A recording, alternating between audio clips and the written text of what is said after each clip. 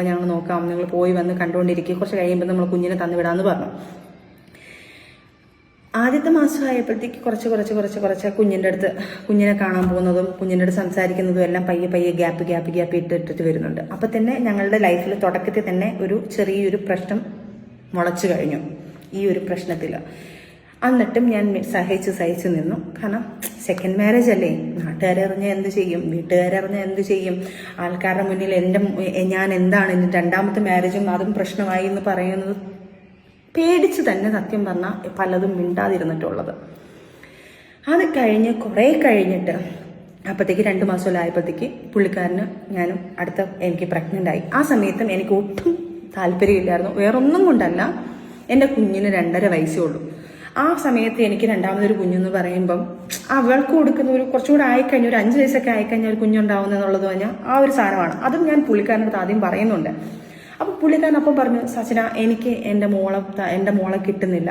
അവിടുത്തെ കുറേ കാര്യങ്ങൾ പറഞ്ഞിട്ട് എനിക്ക് കുഞ്ഞിനെ കിട്ടുന്നില്ല, എനിക്ക് കുഞ്ഞിൻ്റെ മിസ്സിങ് ആണ്, എനിക്ക് കുഞ്ഞിനെ വേണം, അല്ലെങ്കിൽ ഞാൻ മെൻ്റലി കുറച്ച് ഡിപ്രഷനായി പോവും, അതുകൊണ്ട് എനിക്ക് വേണം എന്ന് പറഞ്ഞ് ലാസ്റ്റ് കുഞ്ഞെങ്കിൽ കുഞ്ഞാവാന്നുള്ളൊരു പ്ലാനിങ് ആയി. നെക്സ്റ്റ് മന്ത് തന്നെ കുഞ്ഞാവുന്നു, പ്രഗ്നൻ്റ് ആവുന്നു. പ്രഗ്നൻ്റ് ആയി കുറച്ച് നാൾ കഴിഞ്ഞപ്പോഴും ഇതുപോലെ തന്നെ പ്രശ്നങ്ങൾ വരുന്നുണ്ട്. ഈ കുഞ്ഞിനെ വെച്ചിട്ട് എനിക്ക് കുഞ്ഞിനെ കാണാൻ പോകാൻ പറ്റത്തില്ല, എൻ്റെ വീട്ടിൽ വിളിക്കാൻ പറ്റത്തില്ല, സംസാരിക്കാൻ പറ്റത്തില്ല. എന്നെ ഇങ്ങനെ ടോർച്ചർ ചെയ്ത് ഈ മോനുണ്ടായ സമയത്തെ, വയറ്റിലുണ്ടാകുന്ന സമയത്തെ ഈ പ്രശ്നങ്ങൾ മൊത്തവും കരച്ചിലും ബഹളം, രാത്രി പുതപ്പിട്ട് മൂടിയിട്ട് ഞാൻ ഇരുന്ന് കരയും. എൻ്റെ കുഞ്ഞിനെ കാണാൻ പറ്റുന്നില്ലല്ലോ, എൻ്റെ കുഞ്ഞിനെ വിളിക്കാൻ പറ്റുന്നില്ലല്ലോ. എൻ്റെ വീട്ടുകാരെന്ന് വിളിച്ചു കഴിഞ്ഞാൽ എനിക്ക് പറയായിരുന്നു എന്ത് ചെയ്യണമെന്ന് അറിയാത്തൊരു വല്ലാത്തൊരവസ്ഥ. ഇതെല്ലാം അനുഭവിക്കുന്നവർക്കേ ഈ സിറ്റുവേഷൻ എന്താണെന്ന് മനസ്സിലാക്കാൻ പറ്റത്തുള്ളൂ. ചിലപ്പോൾ തെറ്റ് പറയും, നീ എന്തിനാ ഈ 2ാമത് മാരേജ് ചെയ്യാൻ പോയി ഒരു മോളെ വെച്ചിട്ട്. ശരിയാണ്, അത് നമ്മൾ ആ പ്രായത്തിൽ ചിന്തിക്കത്തില്ല. പല തെറ്റുകളും പല കമന്റുകളും ഇനി വരുമായിരിക്കും. പക്ഷെ ഈ സിറ്റുവേഷനിൽ പോകുന്ന ഒരു വ്യക്തികൾക്ക് മാത്രമേ ഈ ലൈഫ് എന്താണെന്നും ഇതെന്താണെന്നും മനസ്സിലാക്കാൻ പറ്റത്തുള്ളൂ. അതിൽ കൂടെ പോവാത്ത ആൾക്കാർക്കെല്ലാം ഇത് ചിലപ്പോൾ തെറ്റായിട്ട് തന്നെ തോന്നും. അങ്ങനെ കുറേ സ്ട്രഗിൾ ചെയ്ത് അത് കഴിഞ്ഞപ്പോഴത്തേക്ക് കുഞ്ഞിൻ്റെ അടുത്ത് സംസാരിക്കാൻ പറയാൻ പോകുന്നത്, ഞാൻ പ്രഗ്നൻ്റ് ആയിരിക്കുന്ന സമയത്ത് പുള്ളി എൻ്റെ അടുത്ത് പറഞ്ഞത്, ആ പെണ്ണ് കാരണം എൻ്റെ കുഞ്ഞ് നൊന്നുകൊണ്ടിരിക്കുക, ഈ പെണ്ണില്ലായിരുന്നെങ്കിൽ നമ്മളെ ലൈഫ് നന്നായേനെ എന്ന് പറയാനുള്ള കുറേ കാര്യങ്ങൾ സംസാരിക്കാൻ തുടങ്ങി. അങ്ങനെ എൻ്റെ കുഞ്ഞിനെ പോഷിക്കാൻ തുടങ്ങി. എൻ്റെ മോളുടെ 2.5 വയസ്സ് തൊട്ട് ഞാൻ അതുവരെ ഫോക്സ് വാനിൽ ജോലി ചെയ്യുമായിരുന്നു. ഫോക്സ് വാനിൽ എൻ്റെ ജോലിക്ക് വേണ്ടി ജോലി ചെയ്തിട്ടാണ് എൻ്റെ കുഞ്ഞിനെ നോക്കിക്കൊണ്ടിരുന്നത്. അത് കഴിഞ്ഞ് പ്രഗ്നൻ്റ് ആയതുകൊണ്ട് അത് കഴിഞ്ഞപ്പോഴത്തേക്ക് ഇതുപോലെ തന്നെ എനിക്ക് ജോലിക്ക് പോകണം. കാരണം കുഞ്ഞിൻ്റെ ചിലവുകൾ എൻ്റെ സിസ്റ്ററാണ് നോക്കുന്നത്. അതിനുശേഷം ഫുള്ള് ഞാൻ ശരിക്കും പറഞ്ഞ എൻ്റെ ലൈഫിൽ ഞാൻ ദൈവതുല്യം കാണുന്ന ഒരാളെ എൻ്റെ സിസ്റ്റർ മാത്രമാണ്. സിസ്റ്റർ ഇല്ലായിരുന്നെങ്കിൽ ഇന്ന് എൻ്റെ കുഞ്ഞുങ്ങൾ അനാഥയായിട്ട് നടന്നേനെ. ഞാൻ അവളെ എന്തിട്ട് പൂജിച്ചാലും എന്തിട്ട് കൊടുത്താലും എന്തൊക്കെ ചെയ്താലും നന്ദി എനിക്ക് പറഞ്ഞു തരാൻ അപ്പുറമാണ്. കാരണം അവള് ഒരു അമ്മ ഇരുന്ന് ചെയ്യേണ്ട കാര്യങ്ങളാണ് എൻ്റെ സിസ്റ്റർ എൻ്റെ കുഞ്ഞിന് വേണ്ടി ചെയ്തത്. എൻ്റെ കുഞ്ഞിൻ്റെ പഠിത്തം, എൻ്റെ കുഞ്ഞിൻ്റെ ഫീഡിങ്, ആ സമയത്ത് കൊടുക്കാനുള്ള ഫുഡിൻ്റെ കാര്യങ്ങൾ, എൻ്റെ കുഞ്ഞിനുള്ള ഡ്രസ്സ്, എൻ്റെ കുഞ്ഞിനുള്ള സ്നഗ്ഗി, എല്ലാ കാര്യങ്ങളും എൻ്റെ സിസ്റ്ററാണ് നോക്കിക്കൊണ്ടിരുന്നത്.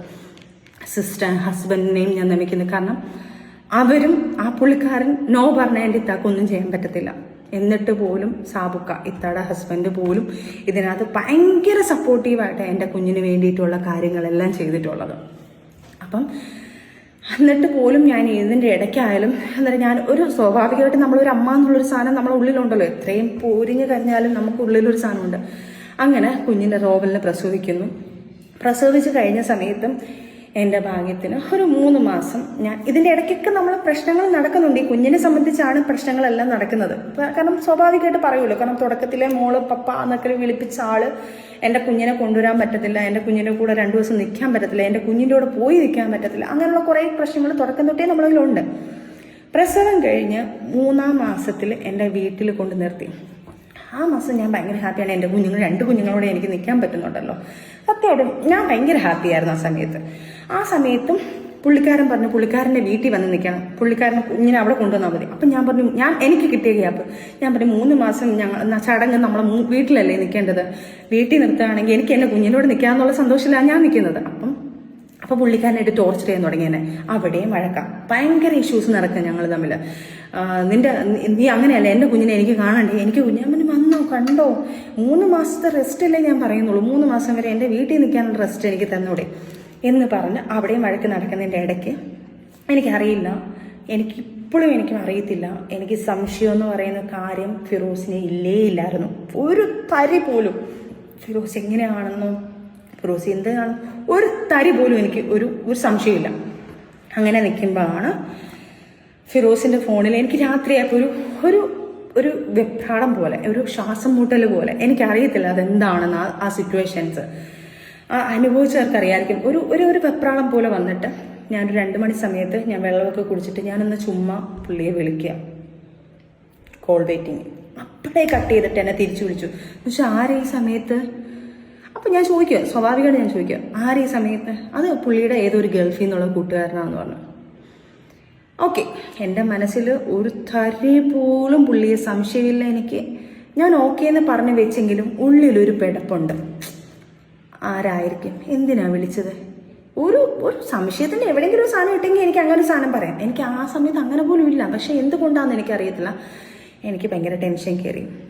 അത് ആ വിളിക്കുന്നത് എൻ്റെ പഴയ ഞാൻ ടാബ് എന്ന് പറഞ്ഞൊരു സാധനം ഉണ്ടല്ലോ, ആ ടാബിനകത്ത് ഈ സിം ഇട്ടേക്കുന്നത്. അപ്പോൾ ആ ടാബ് ഓൾറെഡി ഞാൻ വർക്ക് ചെയ്തുകൊണ്ടിരുന്ന സമയത്ത് വർക്കിൻ്റെ എല്ലാ സാധനങ്ങളും അതിനകത്തായിരുന്നു. ഞാൻ ഫോക്സ് വാനിൽ CRM ആയിട്ട് വർക്ക് ചെയ്തിട്ടുണ്ടായിരുന്നു. ആ സമയത്തുള്ള എല്ലാ ഫയലും ഞാൻ എൻ്റെ എനിക്ക് ഫോണിൻ്റെ കാട്ടിലും ടാബിനെ കുറിച്ചാണ് ഏറ്റവും കൂടുതൽ അറിയാം. ആ ടാബാണ് എൻ്റെ ലൈഫിൽ എൻ്റെ വർക്കിൻ്റെ കാര്യങ്ങളെല്ലാം ചെയ്യുന്നത്. ആ ടാബിലാണ് ഫിറോസ് ഈ കോൾ ചെയ്യുന്നത്. ഓക്കെ, രാവിലെ ആയപ്പം എനിക്കെന്തോ ഒരു പ്രശ്നം തോന്നി. ഞാൻ ചോദിച്ചു, ആരെയാണ് വിളിച്ചത്? അത് ഞാൻ തലേന്ന് പറഞ്ഞത് ദുബായിൽ നിന്നാണ്, അടുത്ത ദിവസം പറയുന്നത് ഖത്തറിൽ നിന്നാണ്, അല്ല ലണ്ടനിൽ നിന്നാണോ, അങ്ങനെ എന്തോ ഒരു സംഭവം. അത് മിസ്മാച്ച് ആയിട്ട് പറഞ്ഞു. അവിടെ എനിക്ക് സംശയം തോന്നി. ഞാൻ നേരെ അവരുടെ വീട്ടിൽ പോയി ടാബ് മേടിച്ച് ഞാൻ പറഞ്ഞു, എനിക്കെന്തോ സംശയം തോന്നുന്നു. അപ്പോൾ എൻ്റെ അടുത്ത് നിനക്ക് സംശയം, നീ എന്താ ഇങ്ങനെ കാണിക്കുന്നത്, നീ ഇങ്ങനെയൊക്കെ കാണിക്കുന്നുള്ളോ പറഞ്ഞിട്ട് പ്രശ്നം ഉണ്ടാക്കി. ഞാൻ ഈ ടാബും കൊണ്ട് റൂമിലോട്ട് കയറിയിട്ട് ഈ ഫുള്ള് റെക്കോർഡിങ് ഓൾറെഡി ഉള്ളതാണ് ഈ ഫോണിൽ. ഇതിനകത്ത് ഫുള്ള് റിക്കവർ ചെയ്ത് ഞാൻ എടുത്തു. ഈ ടാബിൻ്റെ കാര്യങ്ങളെല്ലാം എനിക്കറിയാമെന്നില്ലേ, റിക്കവർ ചെയ്തെടുത്ത് ഞാൻ ആ സമയത്തും ടൈമിൽ ഞാൻ പ്രാർത്ഥിക്കുന്നത്, റബ്ബേ ഒരിക്കലും ഇതെൻ്റെ തെറ്റിദ്ധാരണയായിരിക്കണേ, ഞാൻ കാണിക്കുന്ന പുള്ളി ഭയങ്കര പ്രശ്നം, വെളിയിൽ കിടന്ന് ബഹളം ഉണ്ടാക്കുന്നു, വാണ്ടാന്നെല്ലാം പറഞ്ഞ് ബഹളം ഉണ്ടാക്കുന്നുണ്ട്. അപ്പോഴും ഞാൻ പ്രാർത്ഥിക്കുന്നത് എൻ്റെ സംശയം മാത്രമായിരിക്കണേ റബ്ബേ, ഇതൊരിക്കലും തെറ്റ് കാണല്ലേ, ഒരു തെറ്റും കാണല്ലേ, പുള്ളി എന്നെ ഒരിക്കലും ചതിക്കല്ലേ എന്ന് പറഞ്ഞുകൊണ്ടാണ് ഞാൻ എൻ്റെ സംശയം തീർക്കാൻ വേണ്ടി മാത്രം, പുള്ളിയെ ഞാൻ തെറ്റുകാരനല്ലെന്നാക്കാൻ വേണ്ടിയിട്ട്, എൻ്റെ മനസ്സിനെ തൃപ്തിപ്പെടുത്താൻ വേണ്ടിയിട്ട് ചെയ്ത കാര്യം. ഒരു പെണ്ണും കേൾക്കാൻ പറ്റാത്ത, ഒരു പെണ്ണും സത്യം പറഞ്ഞാൽ ആ വാക്കിൽ എന്ത് ചെയ്യണമെന്ന് എനിക്കറിയത്തില്ല. ഫസ്റ്റ് ലൈഫ് ഇങ്ങനെ, അതിലൊരു കുഞ്ഞ്, രണ്ടാമത്തെ ലൈഫ് ഇങ്ങനെ, അതിനകത്ത് ഒരു കൈക്കുഞ്ഞ്, 3 മാസമുള്ളൊരു കുഞ്ഞ്. കേൾക്കുന്ന വാക്കുകൾ ഒരു പെണ്ണുമായിട്ടുള്ള സെക്ഷൽ സംസാരങ്ങൾ മാത്രം, വൃത്തികെട്ട ടോപ്പിക്. ഇന്നലെ ഞാൻ വന്നതുപോലെ, അപ്പം ഇന്നലെ അവിടെ ചെന്നും കഴിഞ്ഞിട്ടുണ്ട്. അപ്പം എനിക്ക് പറയാൻ ഭയങ്കര മടിയാണ്, അത്രയ്ക്ക് അഭ്യസമായിട്ടുള്ള വൃത്തികെട്ട വേർഡ്സാണ് അതിനകത്ത് പറയുന്നത്. ഒരു ഭാര്യ കേൾക്കുക, ഇത്രയും വൃത്തികേടായിട്ടുള്ള വാക്കുകൾ കേൾക്കുക. ഇത് ഞാൻ കണ്ട് തകർന്ന് എനിക്ക് എന്ത് ചെയ്യണമെന്ന് എനിക്ക് അറിയണോ. കുറച്ച് സെക്കൻഡ് ഞാൻ ബ്ലാങ്കായി. വീട്ടിൽ നിന്ന് എല്ലാവരും കൂടെ വലിച്ചു തുറന്നു, കഥ തുറന്നു കൊടുത്തു. ഞാൻ സ്റ്റക്കായിട്ട് നിൽക്കുക. അവരുടെ വീട്ടുകാരെല്ലാവരും ഓടിയെത്തി. അവരുടെ വീട്ടിലാണ് സംഭവം. വീട്ടിലെത്തി കുഞ്ഞിനെ അവരുടെ വീട്ടുകാരുടെ കുഞ്ഞുമ്മയുടെ കയ്യിലൊക്കെയാണ്, അവരുടെ ബന്ധുക്കാരുടെ കയ്യിലാണ് കുഞ്ഞിരിക്കുന്നത്. ഞാനങ്ങ് പൊട്ടിക്കരഞ്ഞിട്ട് ഞാൻ പറഞ്ഞു, ഇങ്ങനെയൊക്കെയാണ് സംഭവിച്ചിരിക്കുന്നത്, എനിക്ക് എന്ത് ചെയ്യണമെന്ന് എനിക്കറിയത്തില്ല, രണ്ടാമത്തെ ലൈഫും ഇങ്ങനെ ആയിപ്പോയോ എനിക്കറിയില്ല, ഞാൻ എൻ്റെ കുഞ്ഞ് എല്ലാം ഞാൻ ഭ്രാന്തിയാവുക. അപ്പം അവിടെ കുറച്ച് ഇൻസിഡൻസ് നടന്നു. അത് ഞാൻ വേറെ ആരെയും ഫാമിലിയൊന്നും ഞാൻ ഇടുന്നില്ല. അവരൊന്നും അറിയുന്നില്ലല്ലോ കാര്യങ്ങൾ. അവരും പോട്ടെ, സ്വാഭാവികം, മക്കളാവുമ്പോൾ സപ്പോർട്ട് ചെയ്യുമായിരിക്കാം, അതിനെന്തോ ആട്ടെ. അതൊന്നും ഒരിക്കലും അവരൊന്നും ഞാൻ ഇതിനകത്ത് വലിച്ചു വയ്ക്കുന്നില്ല. കാരണം അവരൊക്കെ ഇപ്പോഴും എന്നെ സ്നേഹിക്കുന്ന ആൾക്കാർ തന്നെ. അതുകൊണ്ട് ഞാൻ അവരാരെയും വലിച്ചിടുന്നില്ല. അവിടെ ഒരു ഇൻസിഡൻറ്റ് നടന്നു. ആ സമയത്ത് എനിക്ക് പറ്റുന്നില്ല, എനിക്കറിയില്ല. അവിടെ ഇരുന്നൊരു ബ്ലേഡ് എടുത്ത് ഞാൻ കൈ ഭയങ്കരമായിട്ട് മുറിച്ചു. എനിക്ക് ജീവിക്കണ്ട, കാരണം എനിക്ക് വേറെ ഒന്നും ഞാൻ ചിന്തിക്കുന്നില്ല. ഞാൻ ഭയങ്കര ബ്ലാങ്ക് ആയിപ്പോയി. അങ്ങനെയാണ് എനിക്കൊന്ന് ബിഗ് ബോസിൽ വരുന്ന സമയത്ത് എല്ലാവർക്കും അറിയാം, എൻ്റെ കയ്യിലൊരു വലിയ പാടുണ്ടായിരുന്നു, 22 സ്റ്റിച്ചുള്ള പാടാണ്. ആ സമയത്ത് ആ ബ്ലേഡ് എടുത്ത് കീറിയത് മാത്രം എനിക്ക് ഓർമ്മയുണ്ട്. പിന്നെ ഞാൻ എൻ്റെ കുഞ്ഞുമ്മയുടെ ഹോസ്പിറ്റലിൽ എൻ്റെ കുഞ്ഞുമ്മ വർക്ക് ചെയ്യുന്ന ഹോസ്പിറ്റലിലേക്ക് വന്ന് സ്റ്റിച്ചിട്ട് 22 സ്റ്റിച്ച് ഉണ്ടായിരുന്നു. അത് കഴിഞ്ഞ് ആള് ഭയങ്കര കരച്ചിൽ, കാല് പിടിച്ച് മാപ്പ് പറച്ചിൽ, കാര്യങ്ങളെല്ലാം വന്ന് ഇനി അങ്ങനെ ഉണ്ടാവത്തില്ല വാവേ, വാവേ എന്നൊക്കെയാണ് വിളിക്കുന്നത് കേട്ടോ. വാവേ അങ്ങനെ ഒന്നും ഉണ്ടാവത്തില്ല, വാവേ എൻ്റെ കയ്യിൽ നിന്ന് തെറ്റ് പറ്റിപ്പോയി, വാവേ മറ്റേതാ മറിച്ചതാ, നീ ഇല്ലാതെ എനിക്ക് പറ്റത്തില്ല എന്ന് പറഞ്ഞു കാല് പിടിച്ച് കരഞ്ഞ് ഞാനത് സോൾവ് ചെയ്തു. ഓക്കെ, സമാധാനം. അതെല്ലാം കാര്യം. എനിക്ക് തോന്നുന്നു ആ പാട് ഞാൻ മറയ്ക്കാൻ വേണ്ടിയിട്ടാണ് ഞാൻ ഈ ടാറ്റു ചെയ്തത്. നേരത്തെ ബിഗ് ബോസിൻ്റെ സമയത്ത് കറക്റ്റ് ആ പാടുണ്ടായിരുന്നുണ്ട്. ഇത് കണ്ടോ, ഇത് കാണുമ്പോൾ അറിയാം. ആ വലിയ ബിഗ് ബോസിൻ്റെ സമയത്ത് ഞാൻ കൈമുറിച്ച കാര്യങ്ങൾ എനിക്ക് തോന്നുന്നു. അത് ഞാൻ വേറൊരു വിഷയം എന്നാണ് പറഞ്ഞത്, പക്ഷെ ഇതാണ് വിഷയം. അത് കഴിഞ്ഞ് നമ്മൾ ഫാമിലിയായിട്ട് കുഴപ്പമില്ലാതെ ഹാപ്പി ആയിട്ട് പിന്നെയും പോന്നു. 6 മാസം കഴിഞ്ഞപ്പം എറണാകുളത്തോട്ട് നമ്മൾ ഷിഫ്റ്റ് ചെയ്യുന്നു. 6 മാസം കഴിഞ്ഞപ്പോഴത്തേക്ക് എറണാകുളത്ത് നിന്ന് വീണ്ടും വേറൊരു പെണ്ണിനെ വെച്ച് ഞാൻ പോക്കുക. ആ സമയത്ത് ആ പെണ്ണിനെ വിളിച്ച് ഞാൻ മെസ്സേജ് അയക്കുന്നു, ദേവി ഇത് നിങ്ങൾ എന്നെ ചതിക്കരുത്, എന്റെ ജീവിതം ഇങ്ങനെ ആയിരിക്കും എന്നൊക്കെ പറഞ്ഞ് ഞാൻ ആ പെണ്ണിന്റെ കാല് പിടിച്ചു. ആ പെണ്ണ് കുറേ ഇയാളെ പ്രായി, ഇയാളെ മക്കളെ പ്രായി, അവള് പറയുന്നത് നിന്റെ കുടുംബം മൊത്തം നശിച്ചു പോകുന്നു പറഞ്ഞ് ഇയാളെ കുറേ പ്രായിയായിരുന്നു ആ പെൺകൊച്ച്. അത് കഴിഞ്ഞ് അതെല്ലാം സോൾവായി. നമ്മൾ ഫാമിലി പിന്നെയും ഹാപ്പി ആയിട്ട് പോകുന്നതിന് ശേഷം 6 മാസം ശേഷം നമ്മളൊരു ആ സിനിമ സെറ്റ് ഞാൻ പറയുന്നില്ല, ആ സിനിമ സെറ്റില് ഒരു ഇപ്പം ഫേമസ് ആയി നിൽക്കുന്ന ബിഗ് ബോസ് കണ്ടസ്റ്റന്റ് ഒരു കോസ്റ്റ്യൂമർ ഡിസൈനറാണ്. ഞാൻ ആരാന്നൊന്നും പറയുന്നില്ല, അവരെ ആരെയും ഞാൻ എടുത്ത് വെളിയിലിടുന്നില്ല. ആ ഒരു സിനിമ സെറ്റിൽ വെച്ച് പരിചയപ്പെടുന്നു, നമ്മളും കണ്ടിട്ടുണ്ട്. അവിടെ നിന്നുള്ള മേക്കപ്പ് ആർട്ടിസ്റ്റുകളെ നമ്മൾക്കറിയാം. അവരെല്ലാം കൂടെ വിളിച്ചിട്ട് ഒരു ദിവസം എടുത്തോളൂ, സജന ഫിറോസിനെ ഒന്ന് ശ്രദ്ധിച്ചോണേ, ഇങ്ങനെയുള്ള കുറച്ച് കാര്യങ്ങൾ ഞങ്ങൾ കേൾക്കുന്നുണ്ടെന്ന്. ഞാൻ സ്റ്റക്കായി, ഞാൻ മിണ്ടയില്ല. ഞാൻ രണ്ടാമതും സ്റ്റക്കായി നിൽക്കുക, എന്താണെന്നുള്ളത് എനിക്കൊരു പിടുത്തമില്ലാതിരിക്കുക. അങ്ങനെ അതിനെക്കുറിച്ചുള്ള സെർച്ചിങ് എടുത്തു. അവരെൻ്റെ അടുത്ത് പറഞ്ഞു ഈ സമയത്ത് ഒരു കോള് വന്നിട്ടുണ്ടെന്ന് പറയുന്നു. ആ സമയത്തുള്ള കാര്യങ്ങൾ എടുക്കുന്നു. നമ്മൾ കൊല്ലത്തോട്ട് വരുന്നു. കൊല്ലത്ത് വരുന്നപ്പോഴത്തേക്ക് പുള്ളിക്കാരൻ്റെ കൂട്ടുകാരനെ കാണാൻ വേണ്ടി പോകുന്നു എന്ന് പറഞ്ഞുകൊണ്ട് ഇറങ്ങി പോകുന്നു. പോയി കഴിഞ്ഞപ്പോഴും ഞാൻ ഓക്കെ കൂട്ടുകാരനെ കാണാൻ പോയില്ല. അപ്പോൾ എന്നെ വിളിച്ചിട്ട് എൻ്റെ ഫോൺ സ്വിച്ച് ഓഫ് ആയിരിക്കും, ഞങ്ങൾ പോകുന്നിടത്ത് റേഞ്ച് ഇല്ല എന്നൊക്കെ പറയുന്നു. ആ കൂട്ടുകാരൻ എൻ്റെ ഫ്രണ്ടായിരുന്നു. ആ പുള്ളിക്കാരൻ്റെ ഫോണിൽ പുള്ളിക്കാരനെ കിട്ടാത്തതുകൊണ്ട് ഞാൻ വിളിക്കുന്നു. പുള്ളിയുടെ ജിമ്മേറ്റ് ഫ്രണ്ടാണ്. അവരെല്ലാം പിന്നെ കാണും, അവർക്കൊക്കെ ഈ സത്യാവസ്ഥ അറിയാം. അവിടെ വെച്ച് അവർ സംസാരിക്കുമ്പം ഈ കോൾ എന്നെ എൻ്റെ ആ ഷൂട്ടിംഗ് ലൊക്കേഷനിലുള്ള എൻ്റെ ആ ഫ്രണ്ട് കോസ്റ്റ്യൂമർ ഒരു പുള്ളിക്കാരി എന്നെ വിളിച്ച് പറയുന്നു, സജിന ഫിറോസും ഇന്ന ആളും കൂടെ ഭയങ്കര സംസാരം, മാറി നിന്ന് ചിരിയും കളിയും ഭയങ്കര കുറച്ച് സംഭവങ്ങൾ പറയുന്നുണ്ട്, ഫിറോസ് എവിടെയാണ്, നീ ശ്രദ്ധിക്കണേ എന്ന് ഞാൻ പറഞ്ഞതല്ലേ എന്ന് പറഞ്ഞു. ഞാൻ പറഞ്ഞു ഫിറോസ്ക്കാരുടെ ഫോണിൽ അതിന് റേഞ്ച് ഇല്ലല്ലോ, ഫിറോസ്ക്കാരുടെ ഫോൺ അതിന് സ്വിച്ച് ഓഫ് അല്ലേ? എനിക്കറിയില്ല, പക്ഷെ ഫിറോസ് തന്നെയാണ് അവിടെ വിളിക്കുന്നത്. അവർ സംസാരിക്കുന്ന സംസാരങ്ങൾ ഭയങ്കരമാണ്. ഫിറോസ്ക്കാന്ന് വിളിച്ച് സംസാരിച്ചുകൊണ്ടിരിക്കുന്നുണ്ട്, നോക്കെന്ന് പറഞ്ഞു. അപ്പോൾ ഉടനെ ഞാൻ അവൻ്റെ ഫ്രണ്ടിൻ്റെ ഫോണിൽ വിളിച്ചപ്പോൾ കോൾ വെയിറ്റിംഗ്. അങ്ങനെ അതും കുറേ പ്രശ്നങ്ങൾ വന്നു. കുറേ ഞാൻ പെട്ടെന്ന് ചുരുക്കമാണ്, കാരണം നിങ്ങൾ കേട്ട് നിങ്ങൾക്കും മടുക്കണ്ട എന്നുള്ളതാണ്. അവിടെയും കുറേ കാര്യങ്ങൾ വന്ന് അവിടെ നിന്ന് ഞാൻ പുള്ളിക്കാരൻ്റെ ഫോൺ ഇതാക്കുന്നു, അവനെ വിളിച്ചിരിക്കുന്ന റെക്കോർഡ് ചേർക്കുന്നു, ആ പെൺകൊച്ചിനുമായിട്ട് സംസാരിക്കുന്ന റെക്കോർഡ് എടുക്കുന്നു. അവരുമായിട്ട് സംസാരങ്ങളായി. ഞാൻ ആ പെണ്ണിനെ വിളിച്ച് വഴക്കായി. ഞാൻ ഇങ്ങനെ ലൈഫിൽ നിന്ന് ഒരു പ്രശ്നം ഉണ്ടായി, എൻ്റെ കൈ മുറിച്ച് ഞാൻ ഇങ്ങനെയൊക്കെയുള്ള സംഭവങ്ങൾ ഉണ്ടാക്കി, ഇങ്ങനെയൊക്കെ ലൈഫ് ഉണ്ടായി വന്നിരിക്കുകയാണ്, എന്നെ ദയവ് ചെയ്ത് അതൊന്ന് എൻ്റെ ലൈഫ് നശിപ്പിക്കില്ലേ എന്ന് പറഞ്ഞു. ആ കൊച്ചിൻ്റെ അടുത്ത് കരഞ്ഞു. ആ കൊച്ചും പറഞ്ഞു എൻ്റെ അടുത്ത് ഒന്ന് സോറി ചെയ്താൽ ഞാൻ അങ്ങനെ എങ്ങനെയാണെന്നെല്ലാം പറഞ്ഞു. ആ കൊച്ചും കുറേ കാര്യങ്ങൾ പറഞ്ഞു. അത് വിട്ടു. അന്നും ഇതുപോലെ ഞാൻ സൂയിസൈഡിന് വേണ്ടി നോക്കി. കാരണം ജീവിതത്തിൽ എനിക്ക് മുന്നോട്ട് വേറൊരു മാർഗ്ഗമില്ല. കാരണം ആദ്യത്തെ ഒരു ലൈഫ് അങ്ങനായി, അതിനകത്തൊരു കുഞ്ഞ്, രണ്ടാമത്തെ ലൈഫ് ഇങ്ങനായി, അതിനകത്ത് ഒരു കൈക്കുഞ്ഞായി. എനിക്ക് എന്ത് ചെയ്യുമെന്നൊരു ഒരു പിടുത്തവും ഇല്ല.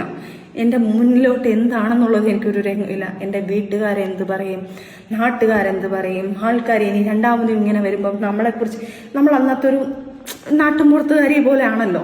അപ്പം തീർച്ചയായിട്ടും നാട്ടുകാർ പറയണേ ഇനി അടുത്ത ലൈഫിലും എന്തെങ്കിലും ആയി എൻ്റെ വീട്ടിൽ വന്ന് നിൽക്കുമ്പം ആൾക്കാർ പറയാൻ പോകുന്നത് എന്നെ ആയിരിക്കും, ഞാൻ എൻ്റെ കാരണം കാണാണ് രണ്ടാമതും ലൈഫ് ഇങ്ങനെ ആൾക്കാർ പറയും സ്വാഭാവികമായിട്ട്. അതുകൊണ്ട് സഹിച്ച് പിന്നെയും കുറേ ശ്രമിച്ചു. പിന്നെയും കാലുപിടുത്തവും കരച്ചിലും, പിന്നെയും പൊക്കുന്നു, പിന്നെയും കരയുന്നു, പിന്നെയും പുറകുന്നു. ഇതിൻ്റെ ഇടയ്ക്ക് പിന്നെ ഒരു വലിയൊരു ബ്രേക്കപ്പ് ആവുന്നു. ഒരു 6 months ഞങ്ങൾ പിരിഞ്ഞു നിൽക്കുന്നു, പിന്നെ ഞങ്ങൾ പിന്നെ ഒരുമിക്കുന്നു. ഇങ്ങനെ തന്നെയാണ് കടന്നു പോകുന്നത്. ഇതിൻ്റെ ഇടയ്ക്ക് എൻ്റെ കുഞ്ഞുങ്ങൾ വളർന്ന് വലുതായിക്കൊണ്ടിരിക്കുന്നു. പിന്നെ ആയപ്പം എൻ്റെ കുഞ്ഞിനെ ഞാൻ സ്ട്രോങ് ആയിട്ട് ഞാൻ വർക്കിന് ഇറങ്ങാൻ പോകുന്നു. ഞാൻ ഇതിൻ്റെ ഹോണ്ട ഷോറൂമിൽ കയറുന്നു. അവിടെ ജോലിക്ക് കയറിയ സമയത്ത് ഞങ്ങളൊരു റെൻ്റൽ ഹൗസിലോട്ട് മാറി. ഇവരും ഒരു റെൻ്റൽ ഹൗസിലായിരുന്നു. അവിടുന്ന് ഫാമിലി എല്ലാം കൂടെ നിൽക്കുന്നതുകൊണ്ട് ഞങ്ങൾ വേറൊരു റെൻ്റൽ ഹൗസിലോട്ടായി. അവിടുന്ന് ഞങ്ങൾ എറണാകുളത്തൊക്കെ പോയിട്ട് തിരിച്ച് കൊല്ലത്ത് വന്ന് വേറൊരു റെൻ്റൽ ഹൗസ് എടുക്കുന്നു. വന്ന് ഞാൻ ജോലിക്ക് കയറുന്നു. എൻ്റെ ലക്ഷ്യം ജോലിക്ക് കയറുക എന്നുള്ളത് എൻ്റെ കുഞ്ഞിനെ ചിലവിന് കൊടുക്കണം. കാരണം ഒരാളുടെ ഭർത്താവെന്ന് പറഞ്ഞാൽ അയാളുടെ കയ്യിൽ നിന്ന് ചിലവിന് മേടിക്കുന്നത് മോശമല്ലേ. അപ്പം എനിക്ക് അയാളുടെ കയ്യിൽ നിന്ന് കൊടുക്കാതെ എൻ്റെ കയ്യിൽ നിന്ന് കൊടുക്കണമെന്ന് പറഞ്ഞാൽ ഞാൻ ജോലിക്ക് കയറുന്നു. സത്യവാസ്തവം 20,000 സാലറി ഉള്ളതിന് ഞാൻ 15,000 സാലറി ഉണ്ടെന്നേ പറഞ്ഞിട്ടുള്ളൂ. കാരണം എന്ന് വെച്ച് കഴിഞ്ഞാൽ എനിക്ക് പേടി 5,000 രൂപ കൊടുക്കേണ്ട. കുഞ്ഞിനെ തന്നെ ഇപ്പം തന്നെ പറയുന്നുണ്ട് കുഞ്ഞു കാരണമാണെന്ന് പറയുമ്പം അത് വേണ്ടാന്ന് പറഞ്ഞുകൊണ്ട് ഞാൻ 15,000 രൂപ എന്ന് പറഞ്ഞു. ഞങ്ങൾ അവിടുത്തെ മാനേജറിനടുത്തും ഞങ്ങൾ അവിടുത്തെ ചേച്ചിമാർത്തൊക്കെ പറഞ്ഞു എൻ്റെ സാലറി ഇത്രയാണെന്ന് പറയണേ എന്ന് പറഞ്ഞിട്ട് 15,000 രൂപ ഞാൻ പറഞ്ഞു. അത് കഴിഞ്ഞ് ഞാൻ അതിനകത്ത് 5,000 കുഞ്ഞിന് വേണ്ടി ചിലവിന് ഉമ്മിക്ക് കൊടുക്കാൻ നോക്കുന്നു. അതിൻ്റെ ഇടയ്ക്ക് അതുപോലെ തന്നെ വേറൊരു കാര്യം ഇപ്പോൾ ഓർമ്മ വന്നപ്പം വീഡിയോ എല്ലാം എടുത്തു കഴിഞ്ഞതിന് ശേഷമാണ് ആ ഒരു കാര്യം ഓർമ്മ വന്നത്. ഞാൻ ശരിക്കും പറഞ്ഞാൽ നമുക്ക് 1, 2, 3, 4, 5 ഒക്കെ ആണെങ്കിൽ നമ്മൾ ഓർത്ത് വെക്കും ഓരോ കാര്യങ്ങൾ. ഇത് ഓരോ ഇൻസിഡൻറ്റ് വരുമ്പോഴാണ് ശരിക്കും പറഞ്ഞാൽ ഞാനിങ്ങനെ വീഡിയോ ട്രോൾ ചെയ്തിങ്ങനെ നോക്കിക്കൊണ്ടിരുന്നപ്പോഴാണ് ആ ഒരു ഇൻസിഡൻറ്റ് ചിലപ്പോൾ മേ ബി അതൊരു കോയിൻസിഡൻ്റ് ആയിരിക്കാം. ചിലപ്പോൾ ആ ഒരു വ്യക്തിയെ ആ സമയത്ത് ഇത്രയും നാൾ ഞാൻ ഒരു ബ്രേക്കിന് ശേഷമാണ് ആ ഒരു ഒരു ഒരു നാൾ ഞാൻ ഒരു സിനിമയിൽ മാത്രമേ ഉള്ളൂ പുള്ളിക്കാരി കണ്ടിട്ടുള്ളത്. അതിനുശേഷം ഇപ്പോഴാണ് ഞാൻ അതിനെ കാണുന്നത്. ആ ഇൻസിഡൻറ്റും ചിലപ്പം എനിക്ക് നല്ലതിനായിരിക്കാം മേ ബി ആ സാധനം എനിക്ക് കൊണ്ടിട്ടത്. കാരണം നമ്മൾ മറന്നു പോകും. കാരണം കുറേയൊക്കെ നമ്മൾ 1, 2, 3 സാധനങ്ങളൊക്കെ ആണെങ്കിൽ നമ്മളിങ്ങനെ ഓർത്തോർത്ത് വെക്കും. ഇത് ഒത്തിരി ഉള്ളതുകൊണ്ട് ഞാൻ മറന്നുപോയി. അത് പറയാതിരിക്കാൻ പറ്റാത്തൊരു കാര്യമാണത്. ഞാൻ സൂര്യജോഡി നമ്പർ 1 എന്ന് പറഞ്ഞാൽ സൂപ്പർ ജോഡിയാണോ സൂര്യജോഡിയാണെന്ന് പറഞ്ഞൂടാ. നമ്മളുടെ ബഷീർ ബാഷി അങ്ങനെ അവരെല്ലാം ഉള്ള സീസണിൽ എനിക്ക് തോന്നുന്നു അതിനകത്ത് കുറേ ആർട്ടിസ്റ്റുകളുണ്ടായിരുന്നു. മൃദുല ഉണ്ടായിരുന്നു, നമ്മളുടെ ബിഗ് ബോസിലെ നമ്മളുടെ ജിഷിൻ ചേട്ടനുണ്ടായിരുന്നു, പ്രമോദേട്ടനുണ്ടായിരുന്നു. അങ്ങനെ കുറേ ആർട്ടിസ്റ്റുകളുള്ള ഒരു പ്രോഗ്രാമായിരുന്നു. സൂര്യജോഡിയാണോ സൂപ്പർ ജോഡിയാണോ അതിൻ്റെ ഒരു നൈറ്റ് പാർട്ടി ഞങ്ങളെല്ലാം കഴിഞ്ഞിട്ട് ഞങ്ങൾ ഷൂട്ടെല്ലാം കഴിഞ്ഞിട്ട് നൈറ്റ് പാർട്ടി ഞങ്ങളെല്ലാവരും കൂടെ ഒരു ദിവസം എല്ലാവരും അതിനകത്തുള്ളവരെല്ലാവരും കൂടെ കൂടി ഞങ്ങളെല്ലാവരും കൂടെ അടിച്ചു പൊളിക്കാൻ വേണ്ടി അതിനകത്ത് നിന്നിട്ടുണ്ടായിരുന്നു. അപ്പോൾ ആ അടിച്ചുപൊളിയുടെ ഇടയ്ക്കൊരു ഇൻസിഡൻറ്റ് ഇതുപോലെ ഉണ്ടായിട്ടുണ്ട്. കാരണം ഇതൊക്കെ ഒരു തെളിവാണ്. കാരണം ഇയാളിനി പറഞ്ഞുണ്ടാക്കി ഇതൊക്കെ കള്ളത്തരമാണ്. കാരണം ഇതിനൊന്നും തെളിവെന്ന് പറഞ്ഞു കഴിഞ്ഞാൽ കാണിക്കാൻ ഈ മുറിവുകൾ കാര്യങ്ങളൊക്കെ ഉള്ളൂ. നമ്മൾ വായാൽ പറയുന്ന കാര്യങ്ങളെ നമ്മുടെ കയ്യിലുള്ളൂ.